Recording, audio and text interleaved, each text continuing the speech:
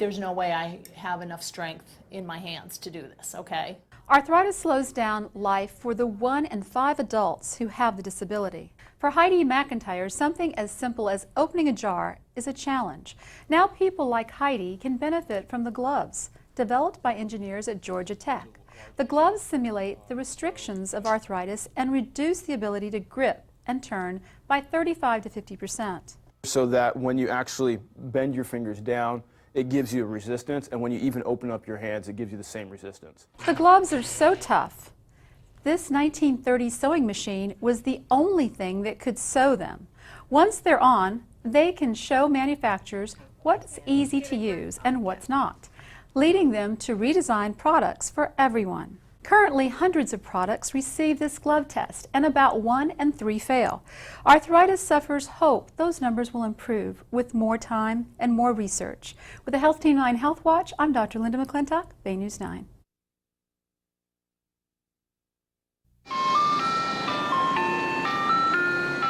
Robert Nelson enjoys his ice cream with new enthusiasm. Less than a week ago, he had brain surgery. Surgeons at St. John's Health Center in California actually went through his eyebrow to remove his tumor. It's a sort of small, very focused approach that allows us to get right to where we want to go. The procedure involves making a cut along the eyebrow, giving the surgeon access to the base of the skull. He went under the frontal lobe to get to the tumor. The scan on the left shows Robert's tumor before surgery. It's 95 to 98% smaller than the scan on the right. The procedure is called eyebrow craniotomy, and most patients don't need follow-up radiation. Recovery time is only 2 to 3 days, much shorter than traditional surgery. There is also a decreased risk of meningitis and leaking spinal fluids. Robert will undergo MRIs every 3 months for 2 years to make sure the tumor is completely gone. With the Health Team 9 Health Watch, I'm Dr. Linda McClintock, Bay News 9. Elizabeth Glatzel lost her first child, Lily Grace, to sudden unexplained death syndrome. It affected her so much she became too scared to put her other children to bed. I would find myself having panic attacks, constantly checking on her. Lily Grace died just before her 2nd birthday from the condition that is just like SIDS, but affects children between the ages of 1 and 2 years old. As I found her, and we went to the hospital, and when she was pronounced there, and we were sitting with her, lifeless little body, and all I could think about was, what happened? Recently, scientists at the Montefiore Einstein Center for Cardiogenetics had a breakthrough and discovered the so-called genes of death. They say the gene forms a defective protein and causes an electrical problem in the heart and leads to sudden death. This problem explains about 1 in 3 deaths in babies younger than 1, and more than half of the deaths in babies younger than 2. Families can get their DNA tested. If a defect is found, there is a medication. If a baby has the gene, it can receive the medicine before it's born.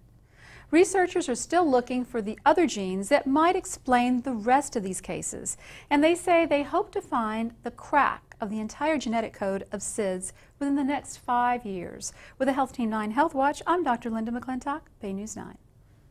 The diet industry is a $40 billion a year business, but the only numbers you really need to pay attention to are the calories you take in and the energy you put out.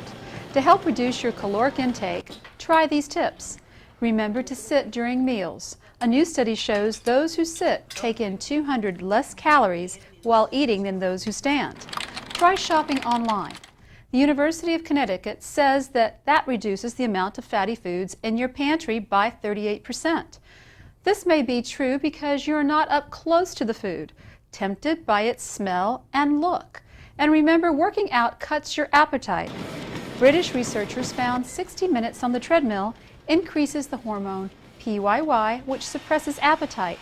They also discovered lifting weights didn't curb the desire to eat, but yoga did. After 8 weeks of yoga, the average person lost 6 pounds.